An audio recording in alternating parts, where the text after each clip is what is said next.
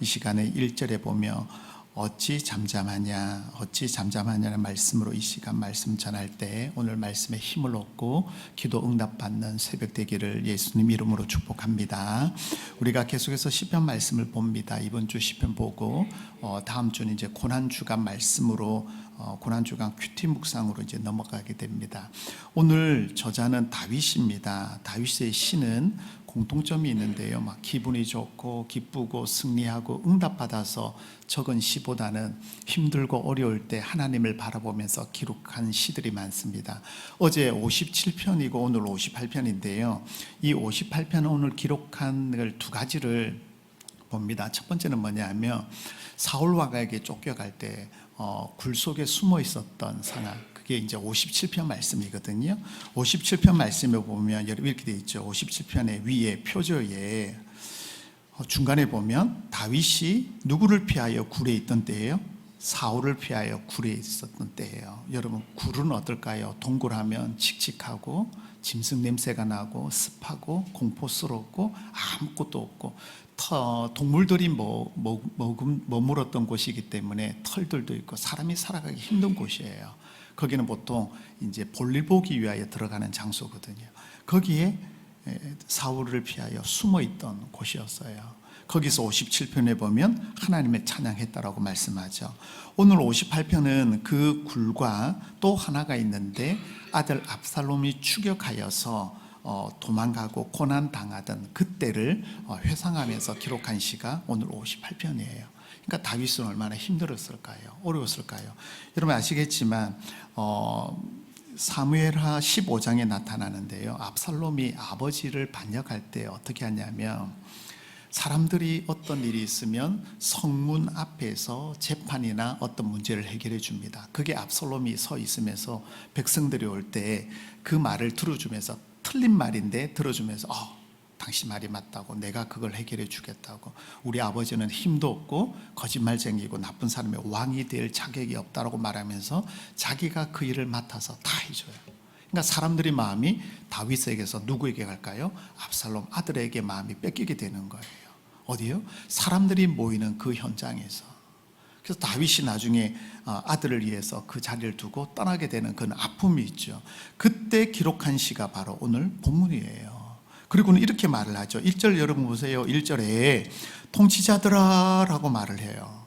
통치자들은 뭐 할까요? 지도자, 바른 길로 인도해야 되고 맞는 말을 맞다라고 해야 되고 틀린 말을 뭐예요? 틀렸다고 말을 해야 되는 거예요.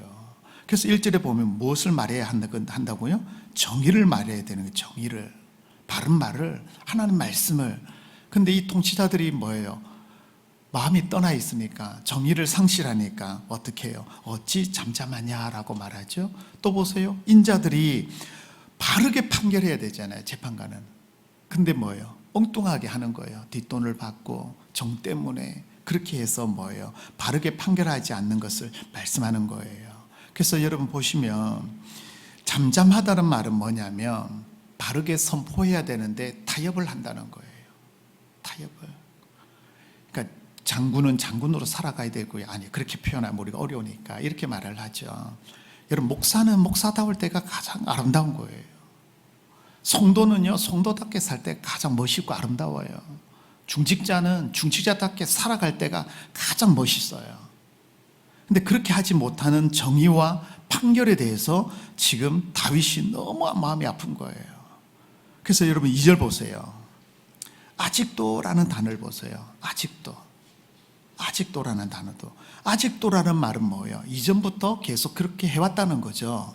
굴림하고, 그죠? 섬기지 않고. 그러니까 마음에 뭐가 있어요? 중심에 무엇을 행하며?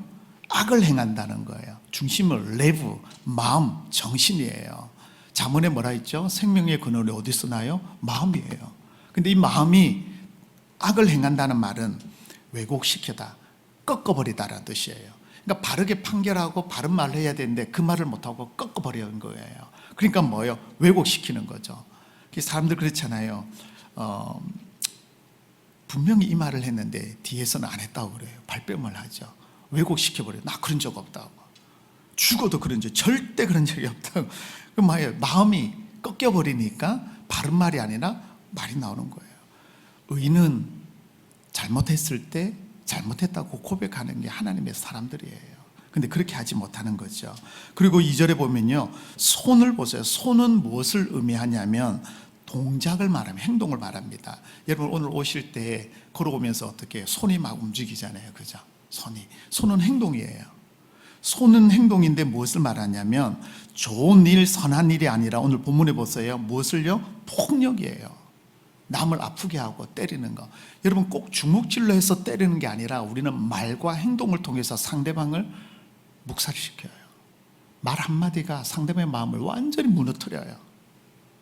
그런 통치자들과 인자들이 있으니까 뭐예요? 다 넘어지는 거죠. 그런 사람들은 왜 그럴까요? 정의를 정말 공평하게 판단하고 해야 되는데, 그래서 여러분 폭력을 달아주다라는 말은 저울에 올렸는데 하나님 말씀 정의가 올라가야 되는데 뭐예요? 주먹이 앞서고 말이 앞서고 이런 거예요. 행동을 하나도 하지 않는 거죠. 그래서 이 권력자들이 뭐냐면 하나님보다 세상에 치우쳤을 때에 폭력이 더 무거워지는 그런 일들을 그 시대에 살아가고 있는 거예요. 여러분 나라의 위정자들이 어떻게 하냐에 따라서 여러분 달라지는 거예요. 교회는 지도자들이 어떻게 하느냐, 교회가 달라져요. 그래서 우리가 4월 달에 여러 가지 일도 있지만 교회가 먼저 껴 있어야 되고, 우리 새벽 기도를 깨우는 저와 여러분이 있기 때문에 우리 이 나라 이민족이 온전히 될 줄 믿습니다. 내 한 사람을 통하여 변화가 되는 거예요. 자, 그러면 1절, 2절에 왜 이런 일들이 일어나는지 3절은 결론으로 이렇게 말을 합니다. 3절 함께 볼까요? 악인은 모태에서부터 멀어졌으며 나면서부터 곁길로 나아가 거짓을 말하는도다. 자, 악인이에요. 하나님을 모르고 들어도 모르는 사람. 자, 근데 여러분 한번 보세요. 이스라엘 백성들이, 유대인들이 하나님을 모를까요? 다 알잖아요. 근데 보세요. 지식적으로는 아는데 믿지 않는 걸 말하는 거예요. 악인들은 아예 하나님을 모르는 사람이 아니라 하나님이 계시고 메시아가 있다는 거 아는데 뭐예요? 마음으로 믿어지지 않는 이 악인들이에요. 교회는 와요, 예배는 드려요. 근데 말씀에 따르지 않는 이 악인들은 보세요. 모태에서부터 멀어졌다는 말은 이스라엘 백성은 태중에 있을 때부터 하나님 말씀을 가르쳐요. 근데 그때부터 뭐예요? 말씀을 안 들었다는 거예요. 그래서 보시면 4절에 보면 귀를 막은 귀머거리 독사라고 돼 있어요. 독사는요, 요술사가 피리를 불면 소리에 따라 움직여요. 근데 귀가 막혀버리니까 뭐예요? 안 들리는 거예요. 말씀이 안 들리고요, 찬양이 안 들리고 아무것도 안 들리는 거예요. 오직 자기 길만 가는 거예요. 틀렸는데 그게 맞다라고 생각하고 가게 되는 거죠. 모태에서부터 멀어져요. 하나님 말씀과 멀어져요. 말씀을 안 들어요. 그리고 보세요. 나면서부터 곁길로 나아가 무엇을 말하고요? 거짓이에요. 완전히 1, 2, 3절에 다른 말 한마디로 하면 이거예요. 삐뚤어진 통치자들이에요. 하나님과 멀어진 통치자들이에요. 이런 통치자들이 있으니까 얼마나 마음이 아플까요? 그래서 다윗은 이렇게 고백을 해요. 그들을, 통치자들을 통틀어서 4절에 보면 독사라고 말을 해요. 입에 뭐예요? 독이 있다라는 거예요. 귀를 막아버리니까 듣지를 않는 거죠. 자, 그러면 소망이 없어요. 여기서 끝나면. 이럴 때 우리는 어떻게 해야 되느냐? 자, 6절부터 나와요. 6절부터 기도의 내용이 이렇게 표현하죠. 6절 함께 봅니다. 하나님이여 그들의 입에서 이를 꺾으셔서 여호와여 젊은 사자의 어금니를 꺾어내소서. 자, 독사의 이빨이 없으면 어떻게 될까요? 쓸모가 없어요. 그죠? 그걸 뭐예요? 제거해 달라는 거예요. 핵심이에요. 여러분의 삶에 문제 있는 거 하나님 앞에 부르짖는 이 시간 되길 축복합니다. 하나님께서 꺾어주시는 거예요. 이 꺾임을 뭐라고 표현하냐면 참 재밌는 표현을 써요. 7절에 보세요. 급히 흐르는 물은 여러분 흔적이 남지 않습니다. 물이 지나가 버리면 흔적이 없어요. 사라져 버리거든요. 자, 겨루는 화살이 꺾였다는 말은, 꺾였다는 말이 오늘 6절에 2번 나오고 7절에 한 번 나와요. 이거예요. 할 시위를 당기면 목적을 향하여 명중시키려고, 관역을 향해서 명중시키려고 그러는데 이게 꺾여버리는 건 어떻게 돼요? 엉뚱한 데 떨어진다는 거예요. 악인이 우리를 넘어뜨리려고 이빨을 꺾었는데 그 이빨을 꺾어버리고 뭐야, 화살, 겨누르는 화살을 꺾어버리니까 엉뚱하게 가게 되는 거예요. 그리고 또 보세요. 8절에 보면 달팽이가 나와요. 달팽이는 수분이 있어야 살아가요. 달팽이 지나가면 점액이라 그러죠. 자국이 남아요. 근데 소멸됐다는 말은 뭐예요? 사라졌다는 거예요. 흔적이 없다라는 거예요. 그리고 8절 보시면 아이가 나오는데 만삭되지 못하여 출생한 아이는 태어나자마자 태양도 볼 수 없고 부모도 알아볼 수 없고 미흡한 부분을 말하죠. 그런 부분들을 말해요. 그러니까 이 말은 의미 없는 인생과 같다라는 의미로 만삭되지 못한 아이라고 그렇게 표현하는 거예요. 누가요? 악인들이, 하나님을 모르는 사람들이, 하나님을 순종하지 않는 사람들이, 말만 하는 사람들을 이렇게 비유하는 거예요. 그래서 9절에는 또 불로 비유해요. 불과 바람을 비유하는데 가시나무가 불이 붙으면 확 타오르지만 나중에는 뭐예요? 바람 불면 사라져요. 그와 같은 인생을 사는 이 모습을 위해서 6절부터 9절까지의 그들에 대해서 기도하는 거예요. 그랬더니 하나님이 어떻게 하는지 보세요. 결론이 10절과 11절인데 오늘 이 내용을 우리가 봐야 돼요. 10절에 의인이 악인의 보복당함을 보고 뭐 하고요? 기뻐한다는 거죠. 자, 앞에 보면 소망이 없는 것 같아요. 악인들의 모습을 보고 아무 소망이 없고 아무 희망이 없는 것 같은데 기도하는 사람의 기도를 통하여 하나님이 들으시고 어떻게 하냐면 보복한다는 말은 하나님이 역전한다는 거예요. 넘어졌는데 다시 세운다는 거예요. 어떻게 해요? 기쁜 자리에. 이 말은요, 우리가 해야 될 게 뭐냐면 어떤 어려움이 있을 때 다윗이 그랬던 것처럼 남들은 골리앗을 보고 그 현장을 보고 문제를 보고 두려워서 아무도 못했지만 다윗은 현장을 본 게 아니라 뭐예요? 그 뒤에 역사하는 하나님을 보았어요. 어떤 문제가 있을 때 우리는 무엇을 보아야 돼요? 영의 눈을 열어서 하나님이 일하심을 보아야 돼요. 아무 답이 없고 아무 응답이 없고 변화된 게 없고 현실은 여러분 굴 속에 있고 쫓기는 현상이 있다 할지라도 뭐예요?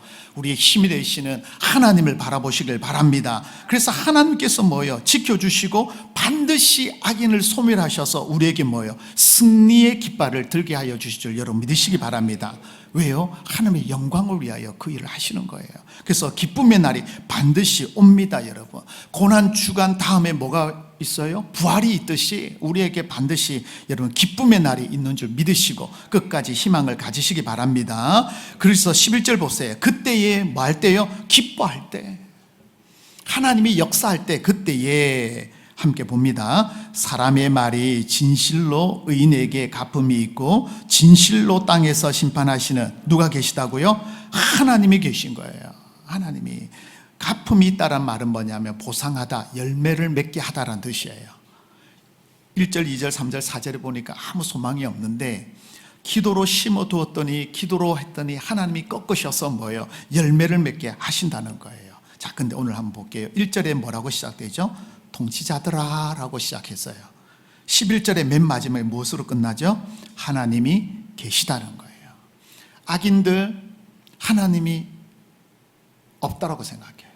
그래서 우리가 앞에 봤지만 하나님이 없다라고 말하는 자들이 있죠. 그러나 뭐예요? 하나님은 분명히 계십니다. 정리하겠습니다. 여러분 오늘 이 시편을 보면 다윗이 얼마나 힘들고 어려운 자리에 있는 줄 압니다. 근데 다윗은 그런 와중에도 뭐예요? 기도를 붙잡고 있다는 거죠. 그래서 여러분 악인들은 아무리 계획을 세우고 권세를 가지고 누린다고 할지라도 하나님께서 한번 꺾어버리시면 순간적으로 역전이 일어나게 되는 거예요. 그러므로 저와 여러분이 이 역전의 주인공이 되시기 바랍니다. 그러기 위해서는요 6절에 하나님이여 하나님 이름 부르는 거예요. 여러분 언제 하나님하고 크게 불러보셨어요? 다윗은 지금 고난 속에 어느 누구도 의지할 수 없으니까 뭐예요? 하나님을 찾으신 거예요. 그래서 여러분 영적 지도자는 하나님의 음성을 들을 수 있는 이 귀가 열려 있어야 되는 거예요. 독사가 귀를 닫아버리면 그 소리를 듣지 못하듯이 우리는 뭐예요? 귀가 열려 있어야 되는 거예요. 그래서 항상 하나님 말씀에 귀를 쫑긋 세워서 순종하는 저와 여러분 되기를 바랍니다. 그리고 뭐예요? 말씀만이 생명이에요. 하나님 말씀만이. 그래서 우리가 새벽마다 이 큐티 가지고 묵상하지만 그날 주시는 말씀을 여러분 붙잡으세요. 뭐라고요? 하나님은 계시고 반드시 기뻐함이 우리에게 있다는 것을 이 말씀 기억하면서 오늘 하루도 승리하는 우리 인천중앙교회 모든 성도님들 되시기를 예수님 이름으로 축복합니다. 기도하겠습니다. 살아계신 우리 하나님, 다윗의 힘들고 어려울 때에, 굴 속에 있을 때에 하나님의 이름을 부르며 아들 압살롬에 쫓길 때에도 하나님 원망하지 않고 하나님의 이름을 불렀던 것처럼 우리 또한 아버지 하나님 부르는 은혜의 자리가 되도록 인도하여 주옵소서. 하나님, 현실은 아무 변화가 없지만 우리가 하나님의 이름을 부르고 하나님을 찬양할 때에 하나님 기뻐함이 회복되도록 역사하여 주옵소서. 하나님의 함께하심을 경험하는 이 시간 되도록 인도하여 주옵소서.